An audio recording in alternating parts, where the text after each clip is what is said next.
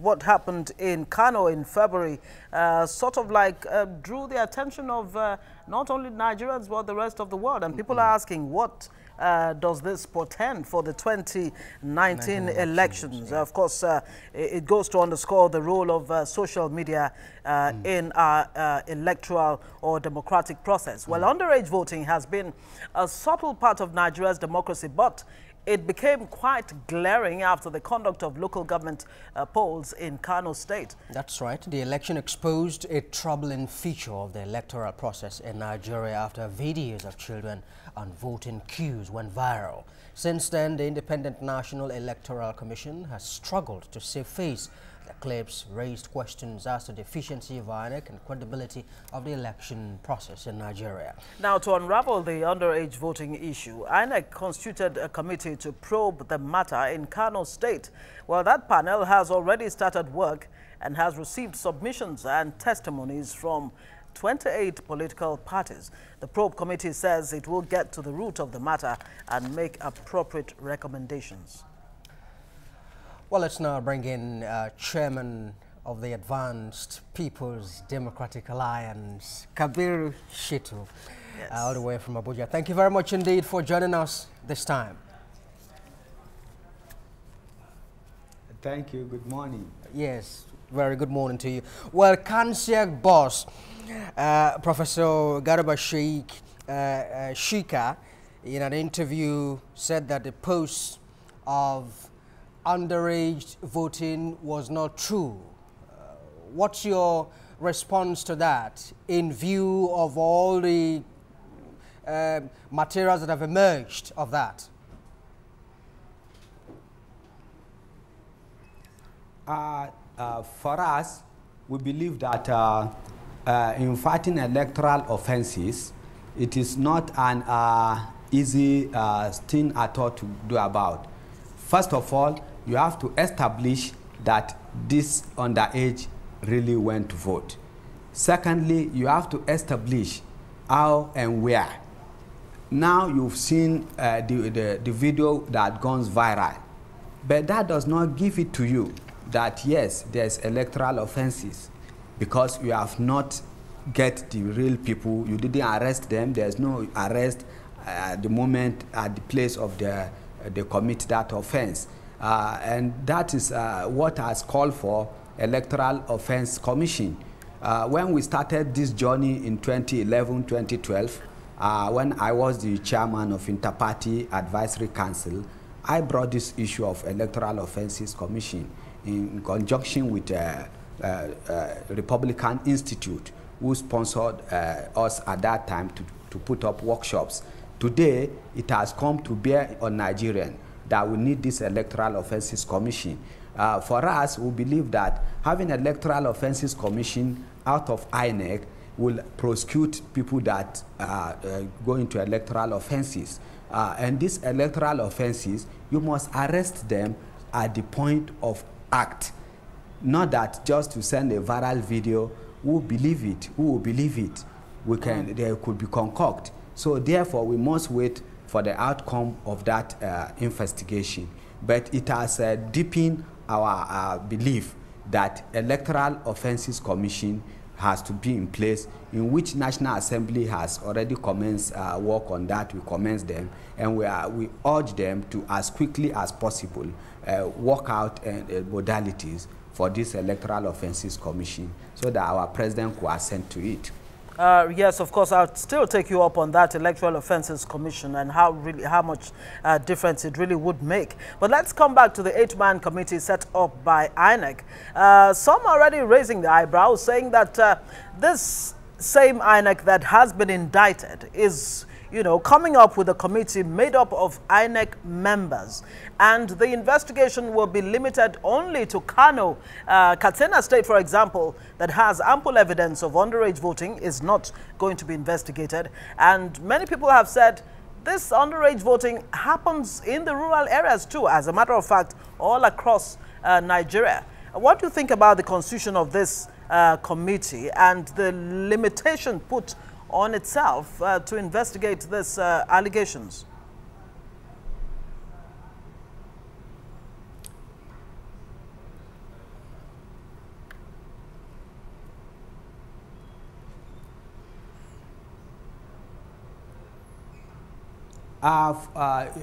limiting the members of the committee to the commissioners or the commission staffs.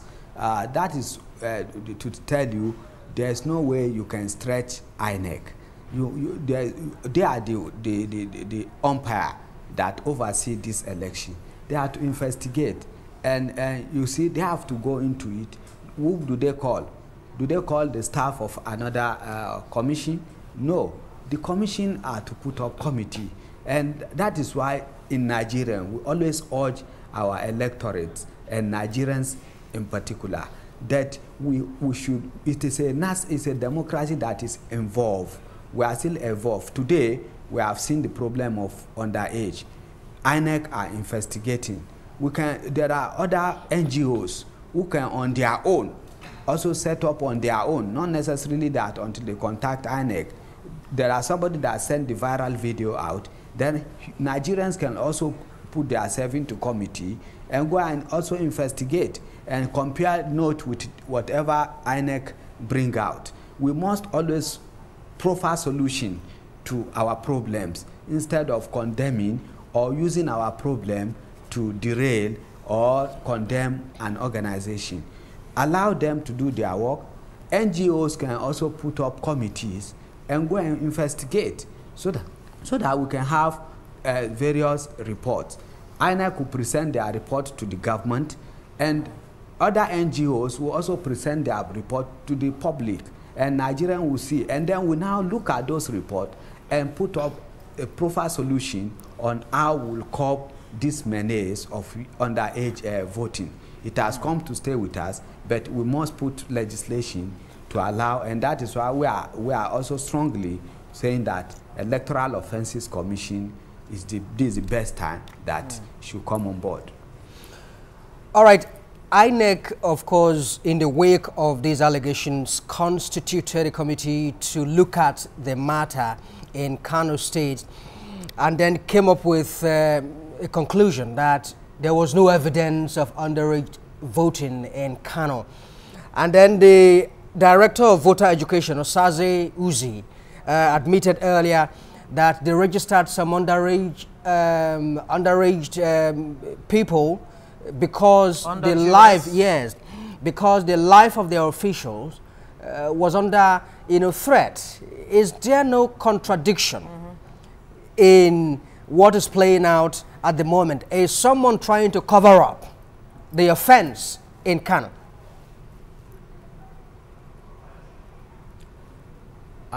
This issue arose in our last meeting with the INEC officials, and we asked the INEC national chairman about the matter, and the INEC national chairman informed us that even the registered they use were not the register that is the register that it has been in place before he was appointed the chairman of the commission. And now, if you cannot get people while acting or committing that offense, how do you now go back there? Which magic were you able to go and get these underage people? That is why on our own here, we are advising that instead of us dipping into what may not be able to come with a conclusion, let us now go to the solution. Let's provide solution to it. Let's curb it. And the INEC national chairman also assured us that they've commenced wiping out, cleaning up the register. If they find any underage in the register, they'll clean it up. They are doing that. They are cleaning up this thing. They are looking at. In fact, he gave instruction that the deaths should be also the list of deaths should be submitted so that they can also remove this thing from it. They should also so that they delist them. So these are efforts that is being put in place. For us, we believe that we don't believe in condemnation. We have confidence that Nigerian will work, and Nigerian is working. It's a democracy that is involved, and is evolving. We are doing well. We are not where we were in 1999. we're not where we were in 2003. In 2007, we saw out the election. In 2011, electronics are being introduced, and people today on 2015 electronic election has come. We are now even talking that by the end of this month or next month, I believe that the National Assembly will have also put up legislation on Electoral Offences Commission. When you know that you could be arrested at the scene of the where you are committing those offenses, nobody will take law into his hand. And there are so many measures that will not allow the people to take up this act any longer. Well, so Alhaji Kabir, let me come in. Is what we need now. Let me come in very quickly here. You seem to be very optimistic that electoral process or processes, as it were, are improving, but not many people have your kind of confidence. As a matter of fact, they've expressed fears that 2019 election may just be tainted by this underage voting. 11 states, over 92% PVC collection was reported. That, according to the EU observation mission that, of course, observed the 2015 election. How confident are you that this 2019 election that we're all looking forward to will not be affected by this underage voting? I have confidence because we foresee this in 2011. And immediately I was elected the chairman of Interparty Advisory Council. We bring out we suggested 3 bills. And today I'm confident because this week, last week, the National Assembly commenced hearing on the issue of Electoral Offences Commission, which before, from 2011, 2012 to now, we are talking of about 7 years ago. Nigerian does not believe when we were canvassing for it. But suddenly today, Nigerians have come to realize that yes, it is better we have Electoral Offences Commission so that INEC could be left to hold their own election. We are moving. If this Electoral Offences Commission are put in place, people now know that yes, there are measures inside where we said nobody can go near the polling station with any gun, including even the police, where people will not be going about. There will be no thuggery. There will be, and then we are also trying to put it that even sharing of materials during electoral campaigns should be stopped. All this will be in the Electoral Offences Commission that are coming up. That gave us confidence. After Electoral Offences Commission, we'll also move into to also put up another bill where we are talking of proportional representation.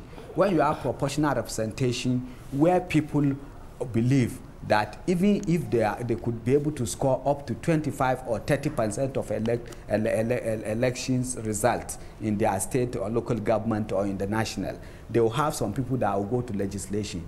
It will remove desperation, because all these are caused by desperation. People are desperate. People believe that if they didn't win election, then they must, if somebody have 51% and somebody have 50%, the 49%, the 51% man take it all.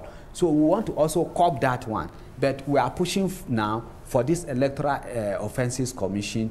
After we have Electoral Offences Commission, that will stop people from running around, taking this underage, taking gun, thuggery around election ballot, snatching ballot boxes.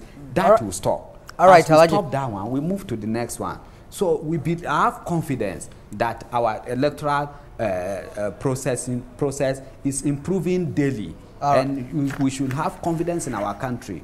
We have no any other country than this country.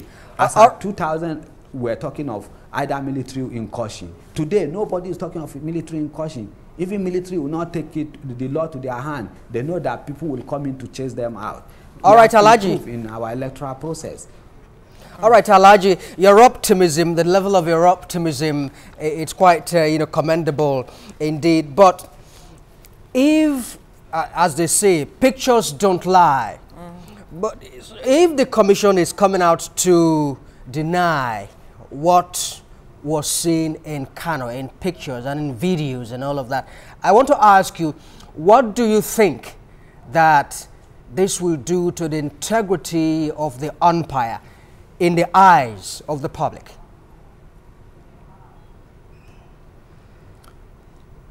If we are talking of integrity of the umpire, we have seen where the umpire itself have arrested their staffs who took money, who commit offenses in taking bribe and other things. We have seen, we must have confidence in ourselves.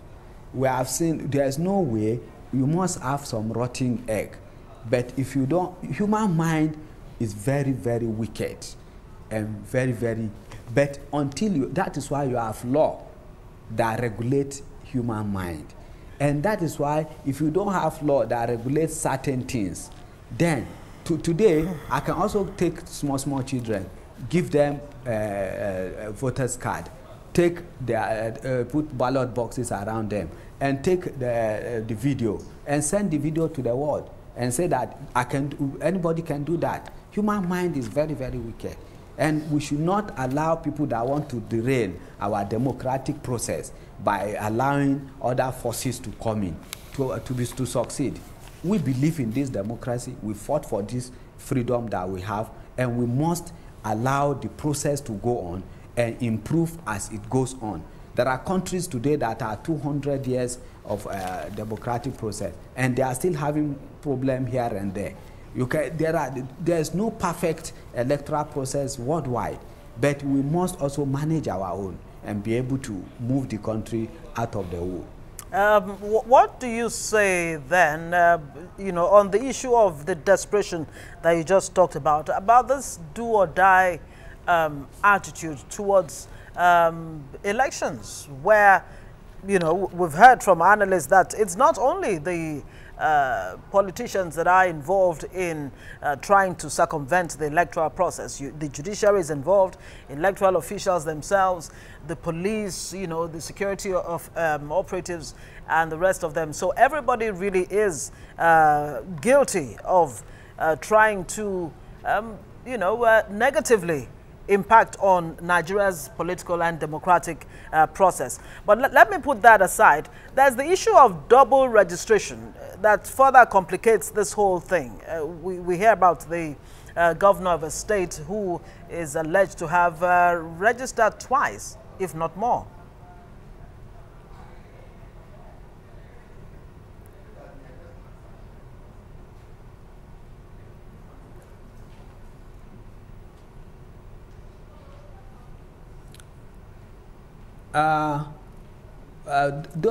If somebody registered twice, you know that the law should catch up with him, even if it is Mr. President or a governor or local government chairman, commissioner or member of a legislature. The law should take its course, and we urge INEC to prosecute that whoever they find to have double registration, because it's an offense. And that is where we will also, when this Electoral Offences Commission come up, all this will be taken care of immediately, you know, so that we don't stretch INEC. So for us, whoever have gone into double registration, even if it is Mr. President of the Republic of Nigeria, I think the law should take its course. All right. Now, we have the underage, you know, issue. There are quite a number of electoral issues as well that the country is facing, and Nigeria's political system, the notoriety for producing, dubious outcomes is very well documented. Instances where in a whole state, only one party, you know, wins all the elections, you know, and then we have seen, you know, all of that. These are things not very good for democracy. But this challenge that we have on our hand, 2019, you know, is almost here. Yeah. How do you think we can tackle this and ensure that it doesn't become a problem in 2019?